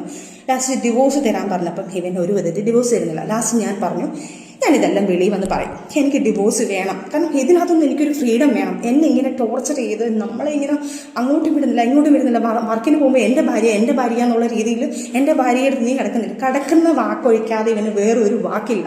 എല്ലാവരെയും വിളിച്ച് ഭീഷണിപ്പെടുത്തി, എല്ലാവരെയും വിളിച്ച് വലിയ പ്രമുഖമായ ആൾക്കാരെ വിളിച്ച് വരെ ഇവൻ ഭീഷണിപ്പെടുത്തിയിട്ടുണ്ട്. നീ അങ്ങനെയാടാ, നീ അവൻ്റെ കൂടെ കിടന്നില്ലേ, എനിക്ക് വരുന്ന വർക്ക് ഇവൻ എങ്ങനെയെങ്കിലും പറഞ്ഞ് അവരെ വിളിച്ച് ഭീഷണിപ്പെടുത്തും. പോട്ടെ എല്ലാം ക്ഷമിച്ച് ഞാൻ പറഞ്ഞു എനിക്ക് ഡിവോഴ്സ് വേണം എന്ന് പറഞ്ഞ് ലാസ്റ്റ് ഈ പേരും പറഞ്ഞിട്ട് അവൻ ഡിവോഴ്സ് തരാമെന്ന് പറഞ്ഞു. മ്യൂച്വൽ ഞങ്ങൾ സൈൻ ചെയ്തു. മ്യൂച്വൽ കൊണ്ട് ഞങ്ങൾ സൈൻ ചെയ്ത് മ്യൂച്വൽ എടുത്ത് ഡേറ്റുകളെടുത്ത് ഞങ്ങളൊരു വക്കീൽ വെച്ചു. അവൻ പറഞ്ഞു ഒരു വക്കീലിന്, അവൻ്റെ വക്കീലിനെ വെക്കാൻ പറഞ്ഞു. അവൻ പറഞ്ഞു വക്കീലിനെ വെക്കണ്ട, നമുക്കൊരു വക്കീലിന് മ്യൂച്വൽ അല്ലേ ഒരു വക്കീലിനെ വെക്കാമെന്ന് പറഞ്ഞ് നമ്മളൊരു ഫ്രണ്ട് വഴി നമ്മൾ ആ വക്കീലിനെ വെച്ച്, എൻ്റെ ഒരു ഫ്രണ്ടാണ് വക്കീൽ, മനു എന്ന് പറഞ്ഞ വക്കീലിനെ കൊണ്ട് നമ്മൾ ചെയ്യിപ്പിച്ചു. ആ കാര്യങ്ങളെല്ലാം ചെയ്ത് കഴിഞ്ഞപ്പോഴത്തേക്ക് ഡേറ്റിന് വിളിച്ച സമയത്ത് ഇവൻ വന്നില്ല. അതങ്ങനെ ലാപ്സായിപ്പോയി. അവൻ മനഃപൂർവ്വം പണി തരാണ്, അതായത് നമുക്ക് ഡിവോഴ്സ് തരത്തില്ല. അത് കഴിഞ്ഞ് കുറേ നാൾ കഴിഞ്ഞപ്പോഴാണ് ഞാൻ അറിയുന്നത് ആദ്യ ഭാര്യയെ പുള്ളിക്കാരൻ ഡിവോഴ്സ് ചെയ്തിട്ടില്ല. എന്നെ പറ്റിച്ചാണ് ഇയാൾ മാരേജ് ചെയ്തേക്കുന്നത്. അന്ന് ഞാൻ ആദ്യം പറഞ്ഞതിനകത്ത് പറയുന്നുണ്ട്, ആദ്യ സമയത്ത് ഇയാൾക്ക് ഈ മതങ്ങളെ വിശ്വാസമില്ല എന്ന് പറയുന്ന കാരണം പള്ളിയിൽ പോയി നമ്മൾ ഇത് അന്വേഷിക്കുമ്പോൾ പള്ളിയിൽ പറയും ഡിവോഴ്സ് ആയിട്ടില്ല, ഇവരുടെ ഡിവോഴ്സ് ആയതിനു ശേഷം അടുത്ത് നമുക്ക് നിക്കാതെ നടത്താമെന്ന് പറയും. അത് മറച്ചു വെച്ചിട്ടാണ് ഇവരെല്ലാം നമ്മൾ ഈ കല്യാണം എന്ന് പറഞ്ഞാൽ ഈ രജിസ്റ്റർ മാരേജ് എന്ന് പറഞ്ഞ സാധനം ചെയ്യുന്നത്. രജിസ്റ്റർ മാരേജ് അവർ ചെയ്തിട്ടില്ലായിരിക്കാം മേ ബി, അതുകൊണ്ടായിരിക്കുമല്ലോ എനിക്ക് രജിസ്റ്റർ മാരേജ് ചെയ്തത്. ഈ സാധനം ചെയ്ത് കഴിഞ്ഞതിന് ശേഷം ഞാൻ അറിയുന്നു ഇയാൾ ആ വൈഫിന് പോലും ഡിവോഴ്സ് കൊടുത്തിട്ടില്ല. ആദ്യത്തെ വൈഫിനെ 200 പവനോളം അയാളുടെ അടുത്ത് യൂസ് ചെയ്തിട്ടുണ്ട്. അയാൾ ആഡംബര ജീവിതത്തിന് വേണ്ടി അയാളെ കല്യാണം ആഡംബരമായിട്ട് നടത്തിയത് 19 പവൻ എടുത്തിട്ട് ഇയാൾ ആ സ്വർണം കൊണ്ടുവന്ന ഉടനെ തന്നെ അടുത്ത ദിവസം വിൽക്കുന്നു. അതിൻ്റെ തെളിവുകളും കാര്യങ്ങളും എല്ലാം പുള്ളിക്കാരിയുണ്ട്. പുള്ളിക്കാരിയും ഇതുപോലെ ഓർത്തഡോക്സ് ഒരു ഫാമിലി, ഒരു ഭയങ്കര ഒരു റെപ്യൂട്ടഡ് ഫാമിലിയിലുള്ള ഒരു പുള്ളിക്കാരിയാണ്. അവരും ഇവനെ പേടിച്ചാണ് ജീവിക്കുന്നത്. കാരണം ഇവൻ ഒരു മീഡിയയിൽ നിൽക്കുന്ന ഒരു പേഴ്സൺ ആയതുകൊണ്ട് ഇവൻ എന്ത് പറയുന്നോ അവർക്ക് മീഡിയയിൽ വരാൻ താല്പര്യമില്ല. അപ്പം മീഡിയയിൽ വന്ന് പറയുമ്പം മീഡിയയിൽ പറയുന്ന ആൾക്കാർ അതാ വിശ്വസിക്കത്തുള്ളൂ, ആൾക്കാരെല്ലാം വിശ്വസിക്കുന്നുണ്ട്. അവരും പേടിച്ചാണ് ജീവിക്കുന്നത്. അവർ സംസാരിച്ചപ്പം ഏകദേശം ഞാൻ അനുഭവിച്ച അതേ പീഡനമാണ് അവരും അനുഭവിച്ചിട്ടുള്ളത്. ആ ഒരു കുഞ്ഞിനിപ്പം 17 വയസ്സായി. ആ കുഞ്ഞിനെ പോലും ഒരു തരി സ്വർണം, ഏതോ വീഡിയോയിൽ ഇട്ടെന്നുള്ളത് അറിയാം, ഏതോ ഒരു വീഡിയോയിൽ വന്നിട്ടുണ്ട്, ഒരു തരി സ്വർണം പോട്ടെ, ഒരു തരി മുട്ടായി മേടിച്ചു കൊടുക്കട്ടെ അവൻ ഒരു ചെലവിന് പോലും കൊടുത്തിട്ടില്ല. എന്നിട്ട് പോലും ഈ കാര്യങ്ങൾ വരുമ്പം പ്രശ്നങ്ങൾ വരുമ്പോഴത്തേക്ക് ഈ കാര്യം പറഞ്ഞു ഡിവോഴ്സിൻ്റെ കാര്യങ്ങളും ഈ കാര്യങ്ങളൊക്കെ മനസ്സിലാക്കിയിട്ട് ലാസ്റ്റ് ഇവൻ പറയുന്നു ഈ കുഞ്ഞിനെ ഇതിൻ്റെ ഇടയ്ക്ക് ഞാൻ എൻ്റെ മൈൻഡ് വേറെ ഇങ്ങോട്ട് പോയി, അതുകൊണ്ടാണ് സോറി. അപ്പം ഈ ലാസ്റ്റ് ഇവരും പറയുന്നു ഈ ഡിവോഴ്സ് ചെയ്തിട്ടില്ല എന്ന്. അപ്പം എൻ്റെ മാരേജ് ഇല്ലീഗലാണ്. അന്നേരം ഇവൻ ചെയ്ത് വെച്ചേക്കുന്നത് എന്നെ കഴിച്ചേക്കുന്നത് ഇല്ലീഗൽ മാരേജാണ്. അപ്പം ഇവൻ ഇത്രയും ദ്രോഹം ചെയ്ത പോരെ. പിന്നെ ഈ പ്രശ്നങ്ങൾ തുടങ്ങാൻ കാരണം ഒരു 5 സെൻറ്റ് സ്ഥലം വീടും എനിക്കുണ്ട്. ആ വസ്തു ഞാൻ അവൻ്റെ പേരിലോട്ട് എഴുതി കൊടുത്താൽ അവൻ എനിക്ക് ഡിവോഴ്സ് തരാമെന്നാണ് പറയുന്നത്. ഇത് ഞാൻ പറഞ്ഞു പറ്റത്തില്ല, എനിക്ക് എൻ്റെ കുഞ്ഞുങ്ങളാണ്, എൻ്റെ കുഞ്ഞുങ്ങൾക്ക് വേണ്ടിയിട്ടുള്ളത് നിങ്ങൾക്ക് അടിച്ചു പൊളിക്കാനും ഇതൊന്നും ചെയ്യാനും പറ്റത്തില്ല. ഇപ്പം ജപ്തിയായി കിടക്കുകയാണത്. എൻ്റെ പേരിലാണ് ലോൺ എടുക്കുന്നത്, എൻ്റെ പേരിലേക്ക് ആ വീടിന് 15 ലക്ഷം രൂപയ്ക്ക് ഒരു ലോൺ എടുത്തിട്ടുണ്ട്. അത് ലാപ്സായി കിടന്നത് എൻ്റെ ലാസ്റ്റ് അതും ജപ്തിയുടെ ഘട്ടത്തിൽ. എനിക്കൊരു ക്രെഡിറ്റ് കാർഡ് അതെൻ്റെ തലയിലൊക്കെ ഇവനൊരു ബുള്ളറ്റ്, ഞാനൊരു ഗിഫ്റ്റായിട്ട് കൊടുത്തൊരു ബുള്ളറ്റ് ഉണ്ട്, അതിനും മാസം അടയ്ക്കാമെന്ന് പറഞ്ഞിട്ടാണ് ഞാൻ ആദ്യത്തെ എമൗണ്ട് വെച്ചിട്ട് അവന് ഗിഫ്റ്റ് കൊടുക്കുന്നത്. അതും എൻ്റെ തലയിലായി സിവിൽ സ്കോർ വെച്ചിട്ട് എൻ്റെ മൊത്തം എനിക്കിപ്പോൾ ഒരു ലോൺ പോലും, എനിക്കൊരു പേഴ്സണൽ ലോൺ പോലും എടുക്കാൻ പറ്റാത്ത രീതിയിൽ എന്നെ കുരുക്കിയിട്ടേക്കവൻ. ഇതെല്ലാം ചെയ്ത് ഞാൻ അങ്ങേയറ്റം ഞാൻ നിൽക്കുക.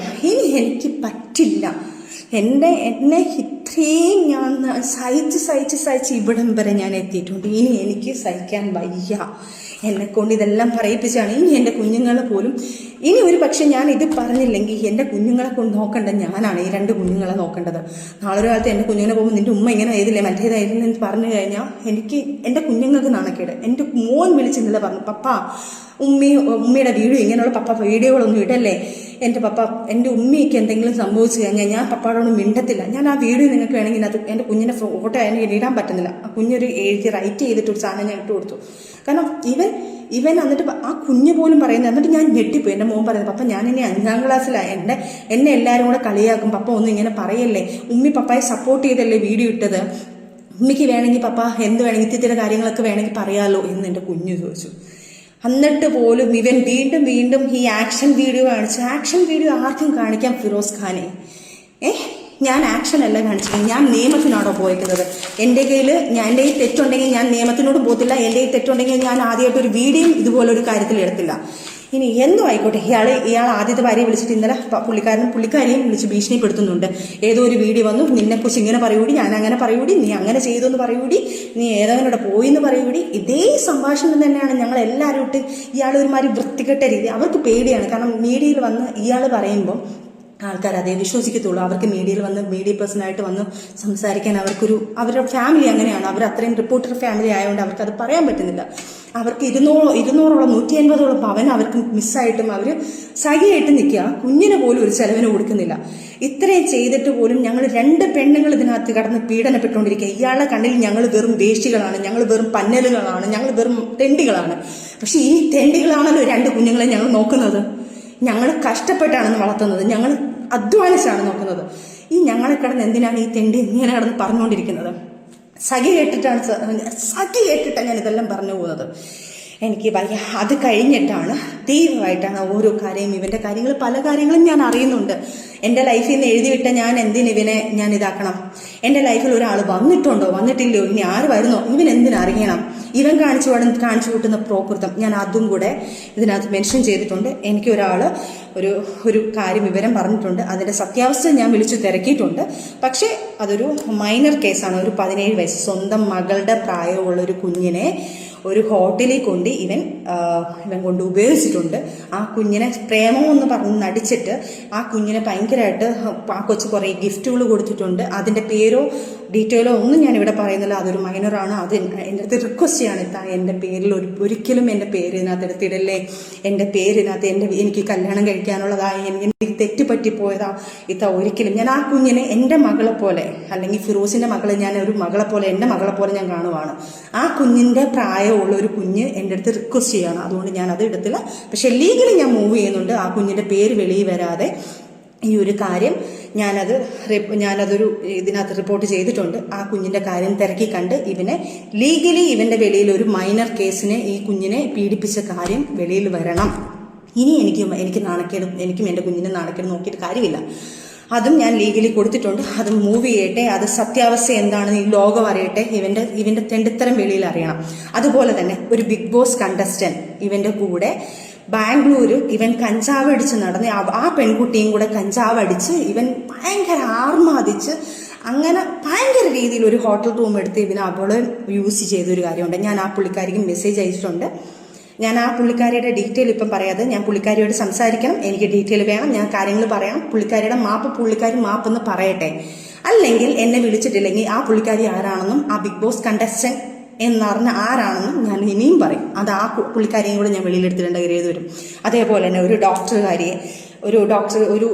ആയുർവേദ ഡോക്ടറുകാരിയെ വിളിച്ചിട്ട് ഈ കൊച്ചിനെ ഇതേപോലെ മാരേജ് എന്നൊക്കെ പറഞ്ഞുകൊണ്ടാണ് ഇയാൾ ഇത് ചെയ്യുന്നത്. മാരേജ് ചെയ്യാം എന്നൊക്കെ പറഞ്ഞ് ഫിസിക്കൽ യൂസ് ചെയ്തതിന് ശേഷം അയാൾ തലയിലായെന്നറിയുമ്പം ഇയാൾ നൈസിന് അവരെയും തേച്ചു. അവരും മാനസികമായിട്ട് ഇപ്പം ദുബായിലെന്നാണ്ട. അത് കഴിഞ്ഞ് വേറൊരു പുള്ളിക്കാരി, അങ്ങനെ കുറേ. അതേപോലെ തന്നെ നിങ്ങൾക്കറിയാമെന്ന് പറഞ്ഞിട്ട് ഷിയാസിൻ്റെ ഒരു കേസിൽ ഒരു സംഭവം നടക്കുന്നുണ്ടായിരുന്നല്ലോ ഒരു പുള്ളിക്കാരിയുടെ. ആ പുള്ളിക്കാരിയായിട്ട് ഇയാളും ഭയങ്കര അഫെയർ ആയിരുന്നു. അതും ഞാൻ കണ്ടുപിടിച്ചിട്ടുള്ളതാണ്, ആ കഥയിലുള്ളതാണ് തന്നെയാണ്. ആ പുള്ളിക്കാരിയും ഇതുപോലെ തന്നെയാണ് ഈ കാര്യങ്ങളൊക്കെ വന്നിട്ടുണ്ട്. അങ്ങനെ ഒരു കിൻഡൽ പെണ്ണുങ്ങളുമായിട്ട് ഇയാൾ ഫിസിക്കൽ റിലേഷൻഷിപ്പിലായി. അയാൾ ചതിച്ചു പോയ ആഫ്റ്റർ ഞങ്ങൾ മാറി നിന്നതിന് ശേഷം ഇപ്പം വരെ ഞങ്ങൾ ഡിവോഴ്സ് ആയിട്ടില്ല. ഡിവോഴ്സ് ആവാനുള്ള കാരണം ഇയാൾ എനിക്ക് ഡിവോഴ്സ് തരുന്നതുമില്ല. ഇപ്പോൾ ഇല്ലീഗൽ മാരേജാണ് ഇയാൾ എന്നെ ചെയ്തേക്കുന്നത്. അതെല്ലാം നിയമങ്ങളായിട്ട് നടക്കട്ടെ ഈ കാര്യങ്ങളെല്ലാം. അപ്പം ഇതുവരെ നടന്ന കാര്യങ്ങൾ, ഈ ബാക്കിയുള്ള കാര്യങ്ങളൊക്കെ ഞാൻ പുറകെ വരുന്നുണ്ട്. ഇയാൾ പല ആൾക്കാരെയും വിളിച്ച് പൈസ ചോദിച്ച് ഭീഷണിപ്പെടുത്തുന്നുണ്ടെന്ന് ഞാൻ അറിയുന്നുണ്ട്. അപ്പം ഭീഷണിയാണ് ഇയാളുള്ളത്, ഇയാൾക്ക് പണത്തിന് വേണ്ടിയിട്ടാണ് ചെയ്യുന്നത്. അതേപോലെ തന്നെ ഇയാളുടെ കൂടെ നിൽക്കുന്ന ഒരു മീഡിയക്കാരനാണ്. ആ മീഡിയക്കാരൻ്റെ പേര് ഞാനിപ്പോൾ പറയുന്നില്ല, എൻ്റെ ഇത് വെച്ചിട്ടാണ് ഞാൻ പറയാത്തത്.